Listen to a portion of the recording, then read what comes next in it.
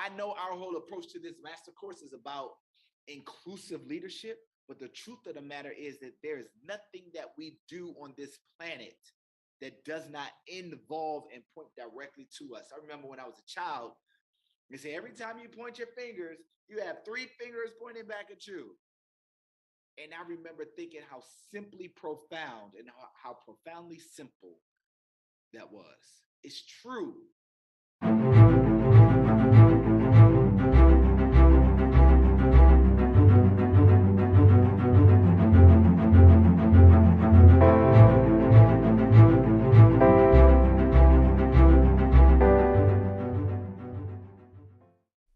There was a artist had a song many years ago, and one of the lyrics in his song simply said, "It doesn't take all day to recognize sunshine." You know how profound that is? That what he was talking about was being in relationship with people that add value, but for whatever reason, I'm moving so fast, I'm trying so hard to climb the corporate ladder, like I'm doing all of the stuff. I'm not appreciating what's right in front of me, right? The cliche is stop and smell a coffee or stop and smell the roses, right? The truth of the matter is it doesn't take all day to recognize sunshine. There are some good systems in our lives. There are some habits, there are some patterns of life that we as individual leaders have been doing and operating in for such a long time. And they work well. And so I introduced in the last module that we are now at the point where we're recognizing the value of healthy cycles, right? Because if we just create this bucket that all cycles are bad, right? That's just as bad as saying anything is whatever. It's not realistic and it's not balanced, okay? And so we want to add balance intentionally in our processing, right? So that we're able to see the fruits of balanced thinking and processing in the people that we serve, right? At the end of the day, this is all about us being inclusive in our leadership. All right, so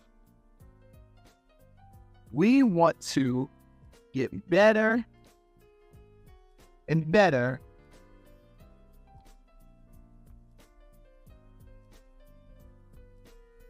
I think I'm going to pause and get a different mark. Okay. All right. So remember, one of our mantras for this whole time, if we can understand how a bike works, we can understand how life works. Yes?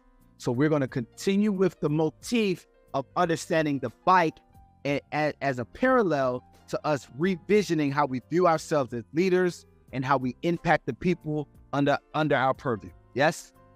Okay. So, what are some good cycles? Well, let's look at some good bike cycles. Yes? Number 1, a motorcycle.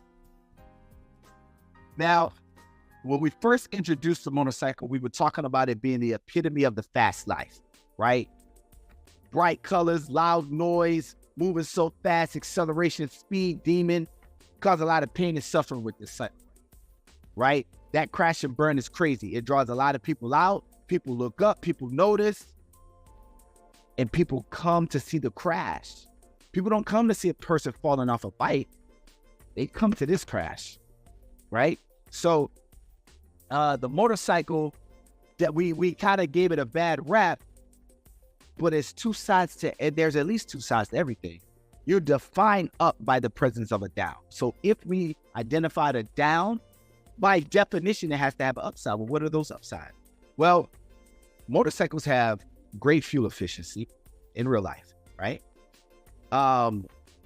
They don't take a lot of work to operate once you learn.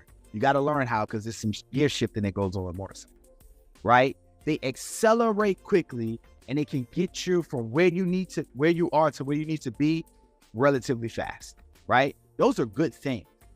You don't have to run it at 300 miles an hour, damaging life limit property, right? Putting everybody at risk. It doesn't have to be ridden that way. Instead, something that's nimble, fast, that doesn't take a whole lot to operate. Once I understand how to operate, that can get me to where I'm trying to go without a lot of pressure and work, that's very efficient in the process. Sometimes we're in a situation where we don't have time to sit down and think about everything that needs to be done. Sometimes it needs to be, years ago, there was a company called Rodney, and they would make these food processor type items, appliances, these small appliances, right? Different types of blenders and mixers and convection ovens and air fryer and all of this kind of and often they would combine different things that didn't seem like they would be combined. And his whole slogan, right, the selling phrase that paid was set it and forget it, right? Set it and forget it. You're probably chuckling to yourself, remember that right now. Well, we need to have some things that we can just put our items in it, right? Engage it. It efficiently gets us to where we need to go without a whole lot of a lot of thought, a lot of preparation, a lot of driving it. It's nimble, it's efficient, it's fast. Motorcycles. So there's some cycles in our life that kind of fit this. Another one that we gave a bad rap to, the sprint cycle, the exercise bike. The truth of the matter is we need opportunities. What is this bike in real life? Let's take a step back. In real life, I can get on this and pump and hard and try and sweat, exert all of this effort and energy. And guess what? I'm not actually out in the elements. I'm still right there. Sometimes that's a lot of value. But I'm tired. I broke a sweat. I got my heart rate up, right? I burned my calories. That's a value add. It can be if we look at it like that. Sometimes we need things that just gives us the opportunity to stretch out, to be ourselves. We need relationships. A few modules ago, we talked about the value of having peer relationships, right? Good leaders have co-leaders that reflect back to them who and where and what they are, how they are, when they are, where they are, right? Why they are. When you need peer groups that give you this. Sometimes you need relationships or routines or habits that expend your energy, that allow you, years ago, I remember in my own marriage, right? We learned the value of having friends outside of each other that we can talk bad about each other. And it's not about, you need to talk bad about each other. The truth of the matter is you get on my nerves sometimes. It's normal. Acting like it doesn't happen is not normal, right? And so we instead kind of recognize the value of having friendships, relationships, opportunities that allows me to get that out. Think about sparring partners, right? I may not be able to hit you full force. Please follow the method, right? I may not be able to hit you full force, but if I go to this gym, this friendship, this walk through the park, this relationship, this opportunity, it allows me to get this out in a way where I can hear myself, I can think, I can process, and now I'm coming back into the situation balanced again, right? There's some good cycles in our systems. We as leaders need to be able to help our people recognize them, right? What is another one? I haven't seen this particular cycle too much up north. I live in Baltimore. I saw this more when I was living in the southern part of the United States down in Florida. A beach cruiser has wide handlebars, it has a wide seat, and the wheels, you can have some bikes, especially a 10-speed, which we're going to talk about in a second, can have really, really thin tires. Beach cruiser has really, really thick tires. And they also are girthy, right? They're not thin at all. They are perfectly designed to stay upright and balanced, the way the chain is set and the frame and everything, over the shifty maneuvering of beach riding, right? That sand is always kind of slipping, and a normal bike, you ain't getting too far with it. Like you're not really covering ground. But with a beach cruiser, you're good to go, right? It balances you out differently. there's some things that we need to have that are custom system, cycles, processes, relationship, patterns that we are used to having in our life that keep us stable when the very ground beneath us seems to be unreliable. Most importantly, more than any other relationship or system or provider or vendor or product line or anything else, is an internal compass, an internal sense of self. That right there, see, I told my daughter, I have a teenage daughter. This was years ago. And I was telling her, so at the time she was just starting to talk more about boys, all this other. And I told her, I said, you know what, baby girl, daddy doesn't have to trust all of these boys out here. She's like, no, because there's so many. I was like, it's too many boys. And she was like, you got to trust me. I was like, actually, no. And I don't know where this revelation, but it kind of like enlightened upon me, if I can say it, because it was such a calm sense of clarity and knowingness. No, baby girl, I don't have to trust you either. To teach you to trust yourself. That's the goal. Because you take you everywhere. If I have to trust you, if I have to be tethered to your thinking, your behavior, your conversation, I can't do this. I can't be here engaging us as leaders because I'm thinking about my baby girl. Where's she? How she? What's she? However, if I build within her the moral compass, the stability to be able to tap in, to reach what she needs to find, to connect to the source herself, I don't have to be everywhere she is, right? I teach her to trust herself. The other day, she was so sleepy. She was so sleepy, right? And she just refusing to go to sleep. She wakes up really, really early in the morning. She does 4 or 5 things, throughout the day, school, and sport, volleyball. She got this little part-time job on the weekend. She likes all this stuff she's doing. She like talking to her friends. She's always on the phones. And she's just kind of zombie-like moving around like, I'm like, baby, go to bed. She was like, I know, but I kind of want to tell you about it. I'm like, go to bed. I said, sweetie, remember when we talked about trusting yourself? I was like, this part of it, your body's telling you that it's tired. Trust yourself, right? So we use little parallels to get her to get the broader meaning. It's not about listening to her stomach growling or if she feels sleepy and go to bed. That's the starter to get her to listen to that intuition that kicks in. Right? Keep going. Another one.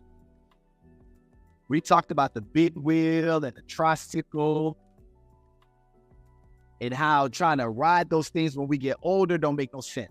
Like, why are you still trying to hump your little shoulders, your big old shoulders, over such a small cycle? You don't look good doing it. It's too much. Like, what's going on? Well, the truth of the matter is these type of cycles have a low barrier of entry. They allow people to get onboarded to kind of learn the ropes. How good is our organization at doing that? One of the things that we do we do really, really well. We bring people in and give them this great, long, extended orientation. And we never train them again. We go from like, here's your introduction to raising the bar immediately. But what about the life cycle? What about sometimes where I need to be able to just to re-engage a low center of gravity? So if I mess up, it's not life or death. It's not life-limit property, right? I'm able to be in a place where I'm getting the benefit, low-hanging fruit. Some of us don't allow that benefit for ourselves. Some of us hold ourselves to very, very, very high standard that nobody can touch. Can I give us a mirror? Here's one of the ways we can recognize whether or not we hold ourselves to standards. We hold ourselves to standards that, just are kind of like out of reach, lofty, unreasonable. If somebody does something, and or if a situation happens in your mind, you can't let go of the blaming. Like, you just can't shake how much they messed up. That's called fault finding, right? And with that, really, see, you can't fault find and leave yourself out of it. It's not how life works, right? I know our whole approach to this master course is about inclusive leadership, but the truth of the matter is that there is nothing that we do on this planet that does not involve and point directly to us. I remember when I was a child, they say every time you point your fingers, you have 3 fingers pointing back at you. And I remember thinking how simply profound and how profoundly simple that was. It's true. If something happened and I believe it's your fault, and I can't shake that, because listen, you can be involved in it and all that kind of stuff, but if the blaming, the weight of the blame has to go to you, for me, in my estimation of how I view this thing, I'm absolutely doing it to myself in a way that I may not even be aware. The dog that carries a bone brings a bone. The 3 fingers have to point back. It has to. It has to. What goes around comes around. I heard somebody say that the law of karma can also be referred to as the law of comeback. It's the comeback. It has to. We realize the reason why we don't like them doing it is because we are literally, if it was us in that situation, we couldn't forgive ourselves if we made that kind of mistake. So it's easy to chastise and get them because really it's the unworthiness, the benign, subconscious unworthiness that we as leaders deal with ourselves. We really want them to recover and do better. We have to create opportunities for us to have low-hanging fruit, low cycles, low center of gravity operation that allows us wins and opportunities to mess up in ways that's not life or death. Let's keep going. Last 2.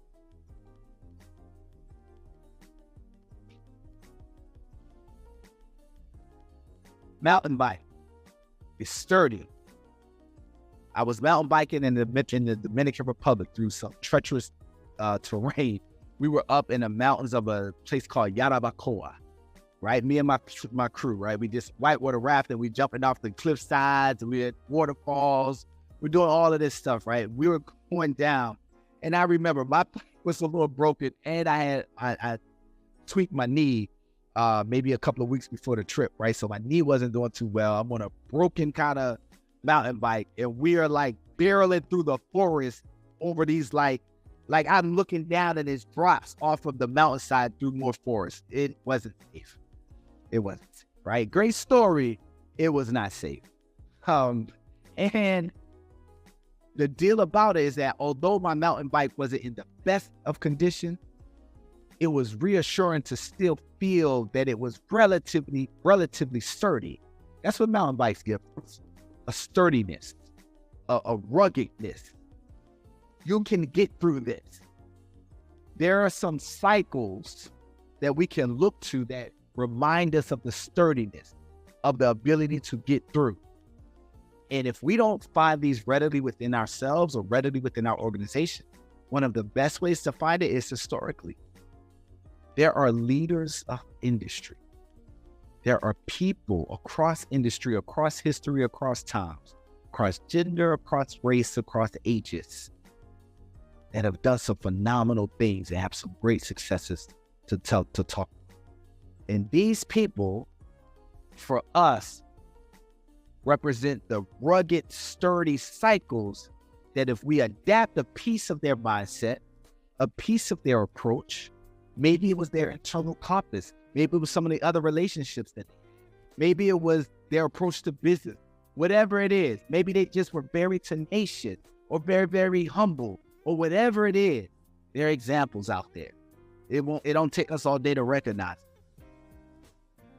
that. Let us know that this can be done. That's the, right. This can be. Last but not least, this one you might get a little shock that I'm gonna put up. You only define the left by the fact that there is a right. East is defined by the fact that there's a what?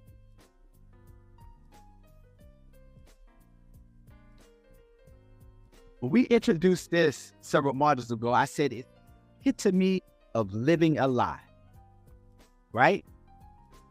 That's the description of this cycle in the negative. The very true, but negative. So what are the positives? Because negative is only defined by the fact that it's not positive, which means it's not the positive. So there has to be a positive in existence in order for the negative to exist, period, right? This leader is our ability to tap into our leisure. We don't rest. Not saying sleep. Some of us don't even sleep like we should. I'm not even talking about sleep. I'm talking about rest. Leisure. The overwhelming pressure to respond to every single email. That's some me stuff. That's some internal stuff. You want to know how we know it's not real? There are other people in our organization that don't respond all times, all through the week. They don't respond to every single email. Still right there. They ain't fired. They ain't lost a job. They haven't gotten demoted. Listen, let me talk to you because I feel us, right? We as leaders, we've been doing this for a long time. People that's funny or people that's brave or that like they had those skills, those traits at 3 years old, right? My little daughter, she used to cook. She's a great chef now, right? She's been in culinary programs and all that kind of stuff. She used to cook with one foot, sit on the ground, cross-legged. She would use one foot as like a bowl, a pot, stove, I don't know, and scoop it out with some little fake spoon. And then she would take her other foot and feed it like a baby. It's a crazy thing. She's been cooking. She used to play grocery store at my little pantry. My other kids didn't play grocery store. They got 5 children. They played it like once or twice to say they did, right?